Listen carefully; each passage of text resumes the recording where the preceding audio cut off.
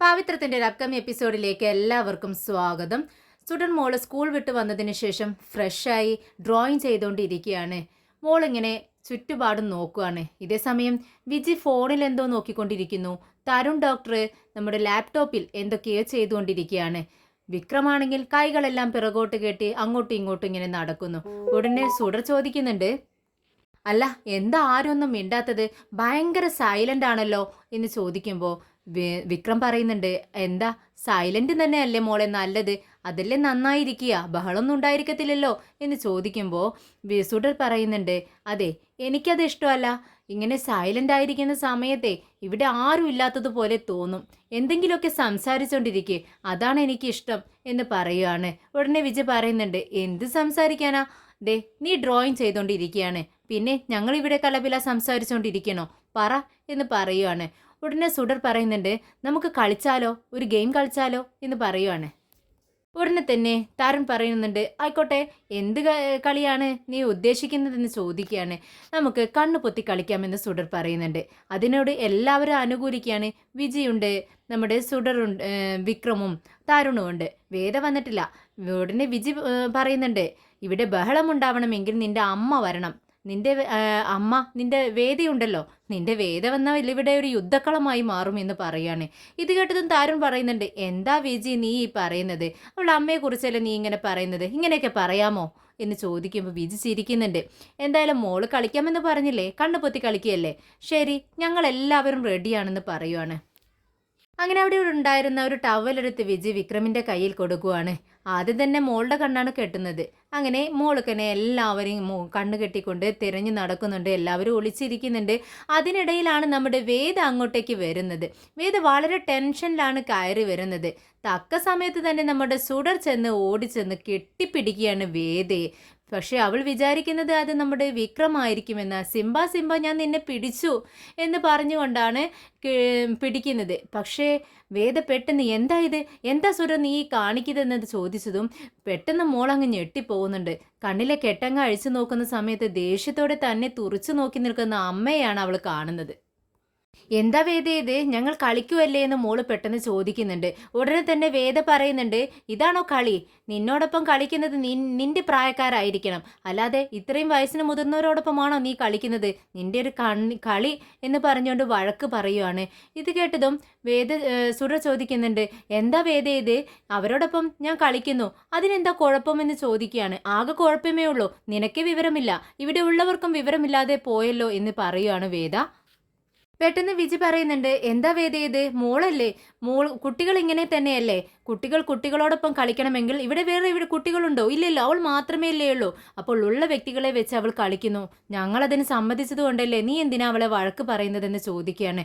ഉടനെ തന്നെ വേദ പറയുന്നുണ്ട്, എനിക്ക് ഇഷ്ടമല്ല, കണ്ടവരുടെ കൂടെയൊക്കെ കളിക്കുന്നത്, എൻ്റെ മോൾ കളിക്കുന്നത് എനിക്ക് ഇഷ്ടമല്ല എന്ന് വിക്രമനെ നോക്കിക്കൊണ്ടാണ് വേദ പറയുന്നത്. ഉടനെ വിക്രം പറയുന്നുണ്ട്, ഇഷ്ടമില്ലാത്തവർ റൂമിനകത്തിരിക്കണം, അതാണ് ചെയ്യേണ്ടതെന്ന്. ഉടനെ വേദ അതിന് പ്രതികരിക്കുകയാണ്, നീയല്ല എൻ്റെ കാര്യം തീരുമാനിക്കേണ്ടത്, ഞാനാണ്, മിണ്ടാതിരുന്നോളണം എന്ന് പറയുകയാണ്.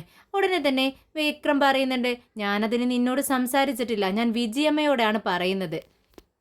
ഇതിന് തരുൺ പറയുന്നുണ്ട്, എന്താ വേദ ഇത്, വീടിനകത്ത് കളിക്കുന്ന ഒരു കുഞ്ഞിനെ വഴക്ക് പറയുന്ന ഒരു അമ്മയെ ഞാൻ ആദ്യമായിട്ടാണ് കാണുന്നത്, ഇതിലെന്താണ് തെറ്റെന്ന് ചോദിക്കുകയാണ്.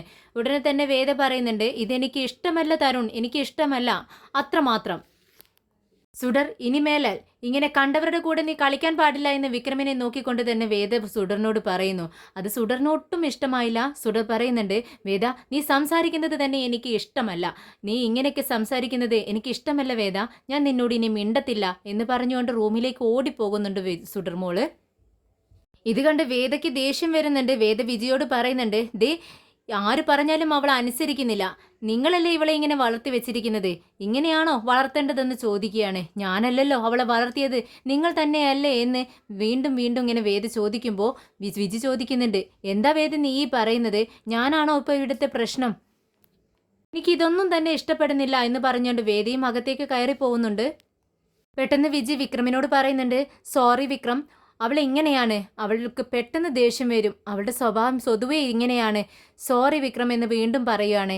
ഇത് കേട്ടതും വിക്രം പറയുന്നുണ്ട്, എനിക്കറിയാം, സാരമില്ല, പക്ഷേ ഒരു പിഞ്ചു കുഞ്ഞിനോട് ഇങ്ങനെയൊക്കെ പെരുമാറേണ്ടതുണ്ടോ? ഇങ്ങനെയാണോ സംസാരിക്കേണ്ടത്?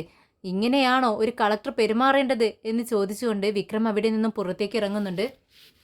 രാജേട്ടൻ വിക്രമിനെ വിളിക്കുന്നുണ്ട്. അവിടെ ഉണ്ടായ സംഭവങ്ങളെല്ലാം വിക്രം രാജേട്ടനോട് പറയുന്നുണ്ട്. ഇത് കേട്ട് രാജേട്ടൻ പറയുന്നുണ്ട്, വിക്രം നീ അവിടെ നിന്ന് ഇങ്ങ് പോന്നേക്ക്, ഇനി അവിടെ നിൽക്കണ്ട എന്ന് പറയുവാണ്.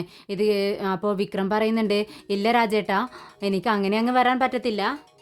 സുടർമോളെ സങ്കടപ്പെടുത്താൻ എനിക്ക് കഴിയില്ല രാജേട്ടാ. അതുകൊണ്ട് തന്നെ അവളുടെ കാര്യം ഓർത്ത് ഞാനിവിടെ പിടിച്ചു നിൽക്കുകയാണ്. വേദ ഇങ്ങനെ എന്നെ ചൊറിഞ്ഞോണ്ടിരിക്കുകയാണ് ഏത് നേരം നോക്കിയാലും എന്ന് പറയുന്നുണ്ട്. ഇതേ സമയം തരുൺ സുഡറിനെ പറഞ്ഞ് മനസ്സിലാക്കുന്നുണ്ട്. സുഡർ, നീ അമ്മയോട് പിണങ്ങിയിരിക്കരുത്. അമ്മ ഒരുപാട് ജോലി ടെൻഷൻ കാരണമല്ലേ നിന്നെ വഴക്കുണ്ടാക്കിയത്. അമ്മ ടെൻഷൻ കൊണ്ടാണ്, അല്ലാതെ നിന്നോട് വിരോധം ഉണ്ടായിട്ടല്ല. അമ്മയോട് ഇങ്ങനെ പിണങ്ങിയിരിക്കരുതെന്ന് പറയുന്നു.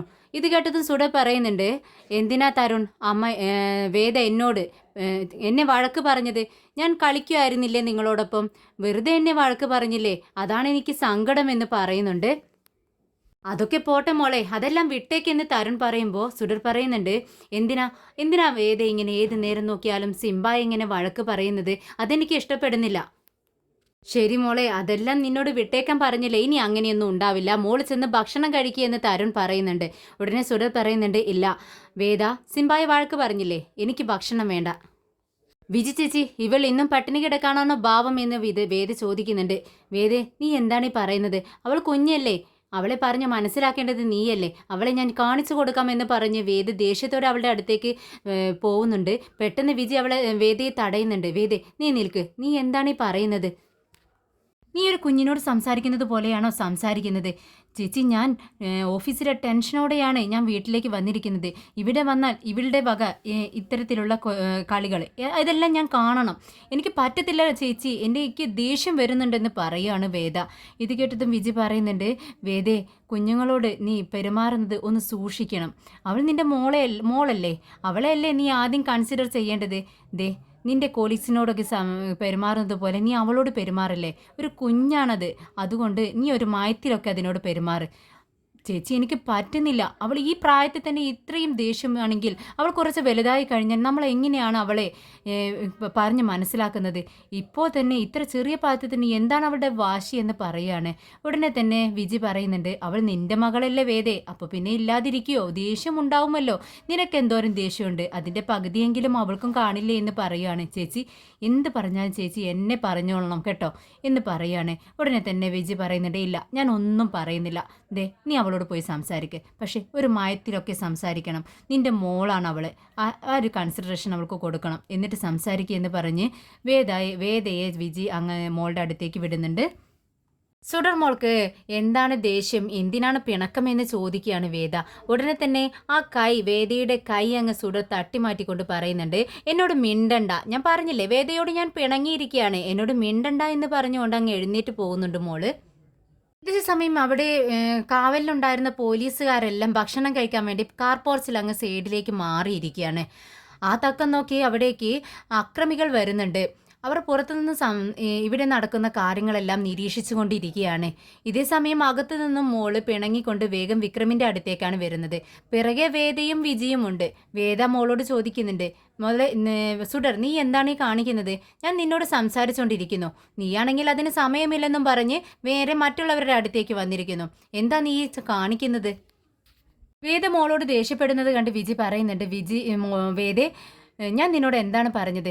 ഇപ്പോൾ അങ്ങ് പറഞ്ഞതല്ലേ ഉള്ളൂ, മോളോട് ദേഷ്യപ്പെട്ട് സംസാരിക്കരുത്, ഒരു മയത്തിൽ സംസാരിക്കേ എന്ന് പറയുമ്പോൾ വേദയ്ക്ക് എന്ത് ചെയ്യണമെന്നറിയാതെ വേജിയെ തന്നെ ഇങ്ങനെ തുറച്ചു നോക്കിക്കൊണ്ട് നിൽക്കുകയാണ് വേദ. വിക്രം മോളോട് ചോദിക്കുന്നുണ്ട്, എന്ത് പറ്റി മോളെ, നിന്നെ ആരെങ്കിലും വഴക്ക് പറഞ്ഞോ? എന്നെ വഴക്ക് പറഞ്ഞു, അതുകൊണ്ട് ഞാൻ വേദയോട് മിണ്ടത്തില്ലെന്ന് പറഞ്ഞു. ഉടനെ തന്നെ വേദ മോളോട് കുറച്ച് ക്ഷമയോടെ പറയുന്നുണ്ട്, മോളെ, ഞാൻ നിന്നെ വഴക്ക് പറഞ്ഞത് തെറ്റ് തന്നെയാണ്, സോറി, ഇനി ഞാൻ പറയത്തില്ല, സോറി സോറി സോറി. ഇത് കേട്ട് മോള് വഴങ്ങുന്നില്ല. മോളെ, നീ ഇങ്ങോട്ടേക്ക് വന്ന് ഭക്ഷണം കഴിക്കുക എന്ന് വേദ പറയുന്നുണ്ട്. എന്നാൽ ഇവരുടെ ഈ സംസാരം കേട്ട് തരുൺ അങ്ങോട്ടേക്ക് വരുന്നുണ്ട്. തരുൺ പറയുന്നുണ്ട്, ദേ വേദ, ഞാൻ സംസാരിച്ചോളാം മോളുടെ അടുത്ത്. മോളെ, എല്ലാം കഴിഞ്ഞല്ലോ, ഇനി വന്ന് അകത്ത് വന്നിരുന്ന് ഭക്ഷണം കഴിക്കേ. ഇത് കേട്ടതും സുഡർമോള് പറയുന്നുണ്ട്, ഇല്ല തരുൺ, ഞാൻ വരില്ല, എനിക്ക് ഭക്ഷണം വേണ്ട. പെട്ടെന്നാണ് പുറത്തു നിന്നും ആക്രമികൾ ആക്രമിക്കുന്നത്.